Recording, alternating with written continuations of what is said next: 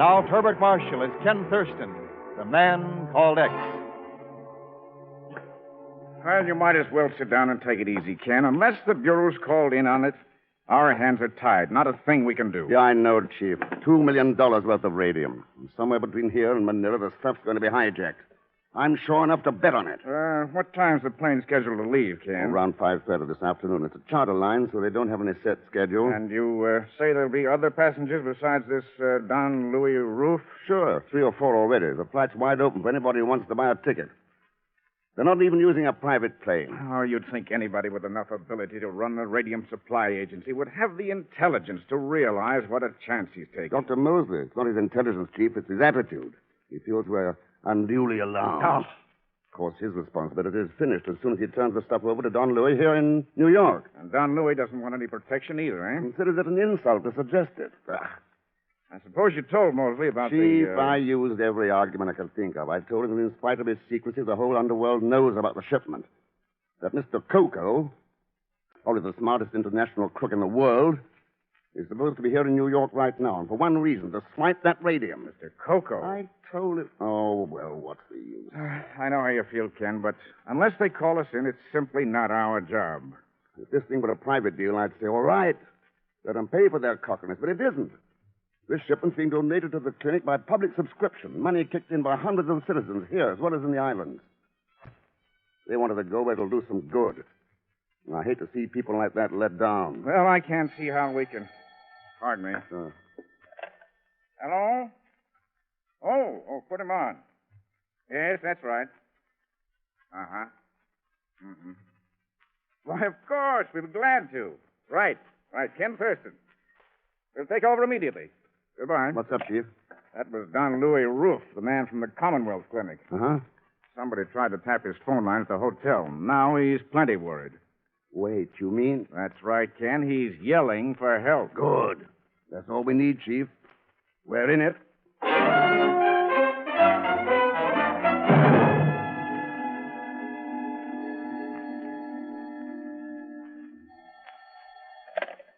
Mr. Pagan Zellschmidt, Esquire. Who's talking, please? Is this the Zellschmidt who's a friend of Ken Thurston, the man called X? Huh? I mean, most likely you have the wrong number. I never even heard of anybody like that. If you're the right guy, I'm ready to send you $100 by messenger. So I'm very sorry. Zellschmidt, I want you to take a message to Mr. X. Tell him if he wants to go on living, he'd better keep his nose out of this radium deal. Otherwise, my agents will be forced to eliminate him. Got it? Right. I shall go find him immediately.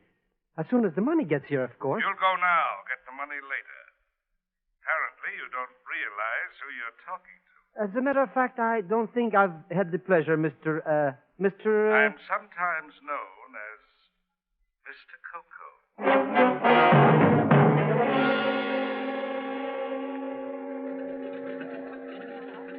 But this fellow is a very dangerous character, Mr. Thurston. If we get to this plane, maybe he's going to bump you off. Then what? In that case, Pagan, you'll have to carry on by yourself. Well, I would be only too glad. Huh? I'm not going. As a matter of fact, I just this minute remembered an appointment or something. It's probably that $100. You'll be in seat 5, Pagan. I've already bought your ticket. But... Pagan, you wouldn't let a close friend go into danger by himself now, would you? No, wouldn't I? Mr. Thurston, I only came to warn you. This Mr. Coco is not only a criminal crook, but he's also a very tough cookie. And he means business. Then if he gets us, we'll go together. Friends to the last. Oh, don't say such I beg your pardon, gentlemen. Huh? Since we seem to be fellow passengers, permit me to introduce myself. I am the Baron Irving von Wolf, at your service. Hi, Baron. My name's Ken Thurston. This is Mr. Zellschmidt. Gentlemen, I wonder if either of you knows the reason for this delay. We should have departed 3 minutes ago. I believe they're waiting for another passenger, Senor Roof from Manila. Highly inconsiderate of him. We should have been here on time. You seem to be in a pretty big hurry to get to San Francisco. Are you going on business? Oh, not at all. I do not engage in business, Mr. Thurston. I find the income from my baronial estate quite adequate. You're lucky. Oh, you just say. We're being honored. Here comes the princess. Princess, friend of yours? Oh, I met her a few minutes ago. Found her most charming. Yeah, you can tell that from here. Pardon me, Baron Wolf. Do you know why we are being held up? Oh, there's another passenger, so Mr. Thurston tells me. Princess Katushka, allow me to present Mr. Ken Thurston and Mr. Zelschmidt. I am honored. You going on this train, too? I am, at any rate. Mr. Welshmith isn't quite sure yet. Never any question. Oh, Princess. Along with Senor Ruff, then, we seem to be the passenger list. Is that right? Oh, there's one man already on board, I'm told. His name is David. He's been asleep in his seat ever since he got there. He snores most dreadfully. Well, I think I'll go on board. I will come with you, if I may. I hope we see a lot more of each other, Mr. Thurston, during the trip. Oh, yes, I'm sure of it. Then for the present, au revoir. We'll see you on board, gentlemen. Mr. Thurston, I'm like a new man. Recapitulated, huh? What a luscious little chipmunk. Chipmunk, eh? It could be. At any rate, she's probably not the Princess Katushka. You mean she's only pretending to... Hey, what's all this? Probably our prize package, complete with police escort. Yep, here comes Don Louis now. Pagon, take a good look at that briefcase. It's worth $2 million.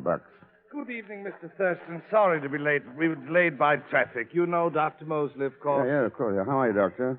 No trouble so far, then? Not a bit, Mr. Thurston. In fact, I'm inclined to believe the incident at Senor Ruff's hotel was pure coincidence. Had nothing at all to do with the radium shipment. Well, that's possible. Shall we go aboard, Senor Ruff? I wish you the best of luck, Don Louis. It's been a pleasure to deal with you, sir. Sorry you're not going with us, Dr. Mosley. We have some pretty unusual people on board. I doubt there'll be a dull moment in the whole trip.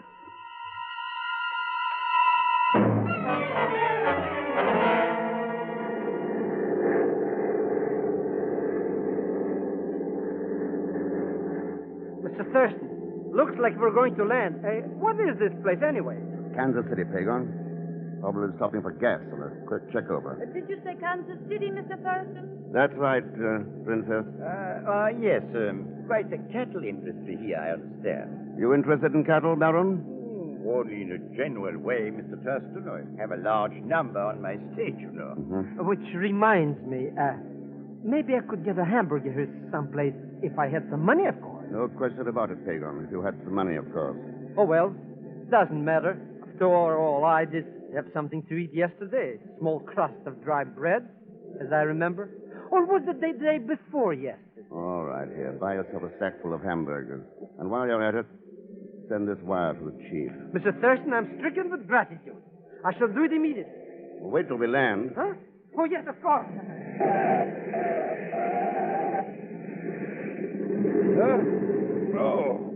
Oh, Mr. Thurston.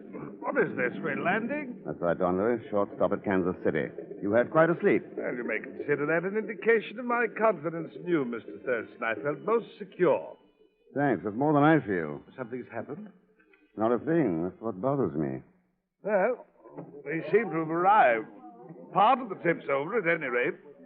I hope you're not too disappointed at the lack of trouble so far, Mr. Thurston. Not disappointed. Only surprised. This is Kansas City. We'll be here about an hour, so you'll have plenty of time to get out and walk around. What's the trouble, pilot? How come an hour? I'm only the co-pilot, mister. The home office radioed to us to wait here for another passenger, coming in on the commercial liner from New York. Oh? Yeah, wait. Aren't you Pete Colon? Yeah. You read the newspapers, too, huh? Well, you did get quite a lot of publicity. Why not, when an heiress makes the kind of claim she did? Said I married her for her money, threatened her life, had homicidal tendencies and a criminal mind. Who wouldn't get publicity? Yeah, I guess you got something there. Well, Don Louis, like to get out, take a walk? Yes, an excellent idea. Maybe somebody ought to wake up Mr. Davis.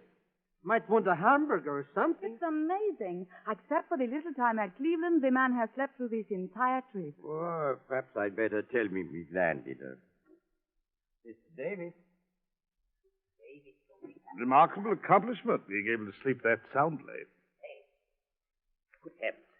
What is it? That isn't asleep. He's dead.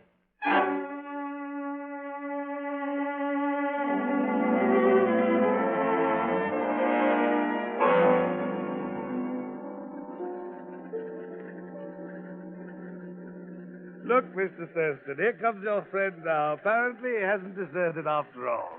Hello, Mr. Thurston. Pagon, what the Sam Hill have you got in all those paper bags? Oh, hamburgers. Well, you only had $5. Must have taken most of that for the telegram. Oh, that I sent it to collect. Here, have one. No, thanks. Go ahead. I've got plenty of them. 25, in fact. I thought I might get hungry in the plane, you understand? I see. Mr. Thurston, do you think we'll be held here because of Mr. Davis's death? No, Don Lurie, we'll probably take off right away. Our new passenger was supposed to be on that liner that came in a few minutes ago. What do you think was the matter with him, Mr. Thurston? His heart, maybe? No, Pagan. I think he was poisoned. What? But you mean because of this? That's right, Don Lurie. Because of what's in that briefcase. Davis was the crook who used to run the Christmas gang. I recognized him in New York. But he never even glanced at it all during the trip. Hadn't got around to making his play yet. But somebody on board decided to cut down the competition. Poisoned him. Oh? What's this about someone being poisoned, Mr. No, Baron. I was telling Senor Roof that the late Mr. Davis was undoubtedly poisoned. But that's so silly. Who could have done it? Any number of people. Our co-pilot, Pete Cullen, filled the water bottle at Davis's seat. I believe he had a drink with you, Baron, when we stopped in Cleveland. And I saw him eat some candy mints that you gave him, Princess Katushka. But there was no reason. None of us even knew the man. No, not Richard. Mr. Thurston, here comes somebody. Maybe the new passenger, huh? Yeah, I guess. Well, this is quite a surprise, Dr. Mosley. Well, Mr. Thurston, Don Louis. Mostly. I suppose this does seem a bit foolish, but I found your apprehension contagious and decided to come along as far as San Francisco. I caught the next. Oh, well, hello there. I beg your pardon. Oh, sorry, you don't know these people, do you? Princess Katushka, Baron von Wolf, Dr. Mosley. But I. How do you do, Dr. Mosley? Pleasure, Princess Katushka. Well, I'd better get aboard. I've delayed you enough already. Perhaps we should all get aboard. An excellent suggestion, Don Louis, unless you object to traveling with a poisoner. That's according to Mr. Thurston's theory, of course. Matter of fact, Princess Katushka, I've got more than one theory. Really? Such as? Well, one of them is that you may be the Princess Katushka, and again, you may not. How interesting. And as far as Baron von Wolf's concerned, I seem to remember a celebrated jewel theft in London some years ago. The defendant used that name. A remarkable coincidence, sir. However, we do seem to have a certain advantage over you, Mr. Thurston.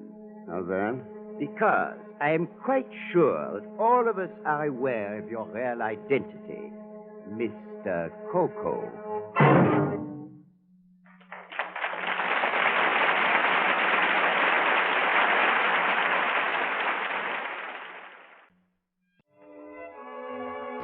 And now to continue with Man Called X, starring Herbert Marshall.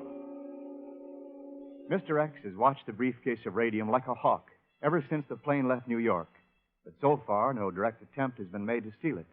Right now, the plane is making a brief stop in Denver, Colorado. Hello, Mr. Thurston. Hey, what happened to Senor Ruff?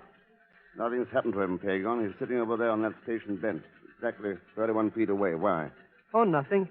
Except I always become very uncomfortable when I get close to $2 million. Here's a telegram from the chief. How do you know who it's from?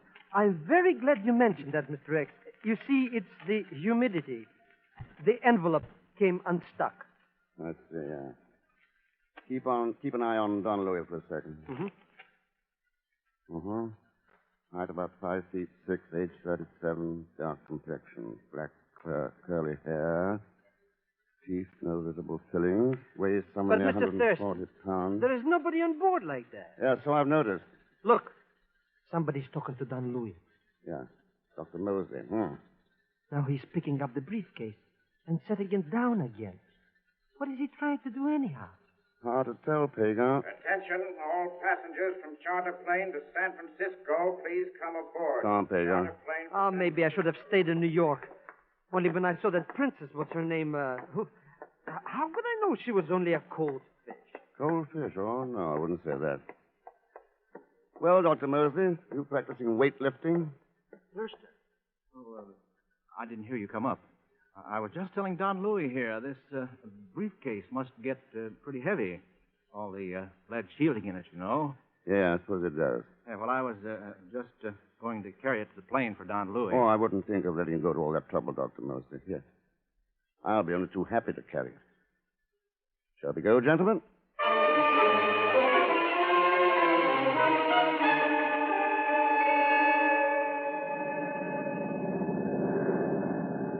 Where do you think we're now, Mr. Thurston?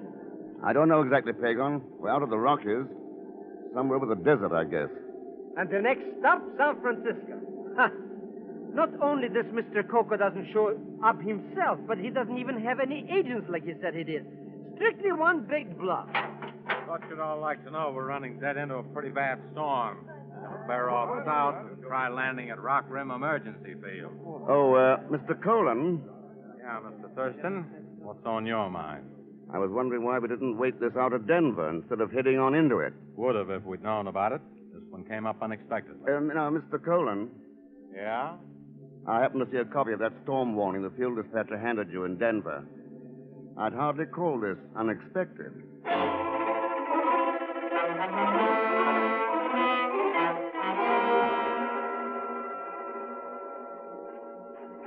Good heavens. You can't see anything in this dust. We'll get lost. We better stop. Oh, the building's over this way. Oh, If I know anything about the desert, there'll be a rain behind this wind. oh. It's a very good thing I bought those hamburgers in Kansas City. Ha! 14 left. Maybe I can make a little profit on it. Here, over this way. Here's the door to the field office. Ah, detestable climate, I must say. Nothing like it on your estate, Baron. Ah, there's shelter at least. That's a relief. Hurry up, everybody inside. You want to keep this sand out. Oh, well. Isn't there anyone here? The place seems deserted. Yeah, it does. Hello, a note from the attendant here on the desk. Yeah. In event of any plane being forced down here, entire facilities are at the disposal of the personnel. I intend to be gone 3 days, servicing flight beacons on the mountain range at the west.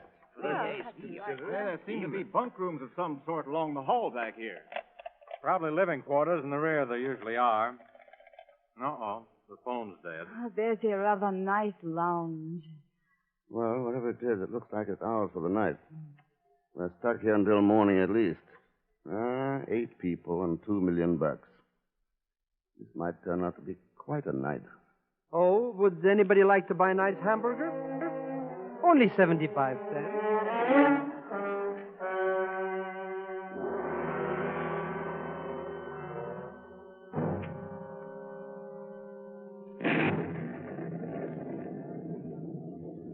What's the matter, Princess? Insomnia? Oh, you startled me, Mr. Thurston. I didn't see anyone sitting there. You may as well make it Ken, since we've come this far together. Sit down. All right. Ken, Of course, that leaves me still wondering what to call you. you still think I'm an imposter, don't you? Aren't you? No more than you are. Touche. I suppose our little friends are all tucked in safely. I guess so. Rather surprised at you letting Don Louis out of your sight. You followed him around like a shadow. Well, good reasons for it. Well, of course, you know about that. I can guess. Ken, why do you dislike me so much? I don't. I've been avoiding you because I think you're dangerous. There's a big difference there. Dangerous, Ken? In what way? Well, the way you said that, for one thing. And the way you're looking right now. How am I looking? Let's say, desirable. That covers a lot of ground. I don't go so much for just looking, Ken. No more do I. Where do we go from here? San Francisco. That's for tomorrow. How about tonight? Tonight. That settles that question. And those were gunshots. That's right, baby. No, you stay where you are. Mr. Thurston, that noise. Why, it woke me up. What happened? I think it's a safe bet that somebody shot somebody. Yeah, well, but we've got to do something. Where did it come from, and who was it? I believe I can answer that question, Dr. Mosley. Please stand where you are, Mr. Colon. Don Louis. Well, Colin, that's quite an arm you've got on you. I don't think he's wounded seriously, Mr. Thurston. I'm something of an expert with a pistol. How did it happen, Don Louis? I woke up to find Mr. Colon going through my luggage. Since he had a knife, there was no other choice than to shoot him. Well, it's fortunate you woke up. Otherwise, he'd have had the briefcase. Too bad Mr. Thurston was so engrossed out here in the lounge. Oh? I thought the shots woke you up. Well, at least you weren't where you should have been with Don Louis. No. No more was the briefcase.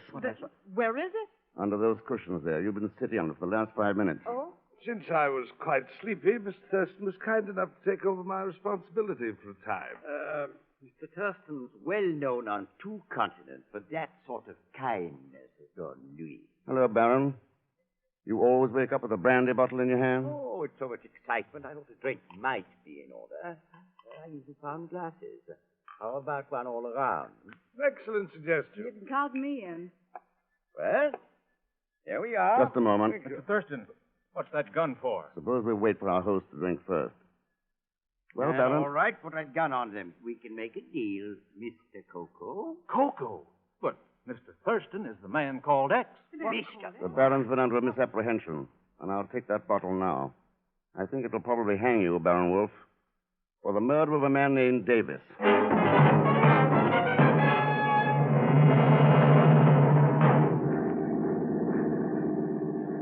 But, Mr. Thurston, think of the humiliation for the honorable name of Zelschmidt.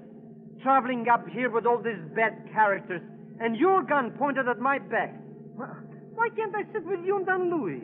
Pagon, for all I know, you may be one of Mr. Coco's agents. Mr. X, I swear by the father of my father skip that... it. Anyway, you're a petty profiteer. 75 cents for a stale hamburger. Stay right where you are. How long will it be before we reach San Francisco, Mr. Thurston? I'd say about half an hour, Don Louis. Plenty of time to make connections with the Clipper. I'll tell you one thing, Mr. Thurston. As soon as I can get in touch with the proper authorities, you're going to be very sorry for this treatment. What's wrong, Dr. Mosley? Aren't you comfortable? Treated like a common criminal. A man of my position. Relax, Doctor. Colin and the Baron are in a tougher spot than you are. They're not doing any scorking. The stakes were big enough to take a chance, Thurston. When you lose, that's all. Quite a philosophy. You and the Baron should have worked together. How do you feel about it, Princess? I'm not a princess, and you know it. I showed you enough credentials to prove who I am. Sure you did. Helen Bartlett, magazine feature writer. That was a new role, wasn't it? It was not a role, it's the truth. I admit it was a fool idea, but I had to get an inside story on this radium deal some way. Dr. Mosley backs me up. Yeah, I've noticed how willing both of you are to support each other's claims. Now look here, Thurston. You look here, Dr. Mosley. Thousands of people in this country kicked in money to send this radium to a Philippine hospital. All I care about is making sure it does go there. Compared to that, your little troubles don't mean very much. Is that clear? Mr. X, do you think one of these suspects could be Mr. Coco, maybe? Maybe. Which one is it? That's a good question, Pagon. Which one do you think it is?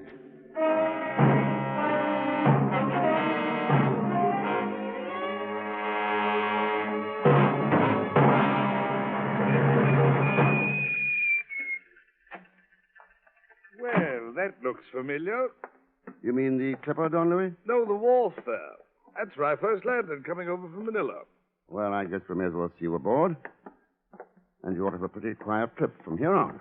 Well, at any rate, Mr. Thurston, it's quite a relief to be vindicated finally and see the proper criminals put into custody. Yeah, it's been quite an experience. From a dangerous femme fatale to a suspect to a bona fide magazine writer, all overnight. Helen, you'd be dangerous anyway. But you still show me San Francisco tonight in spite of it. Won't you, Ken? Well, here we are, Mr. Thurston. Yeah.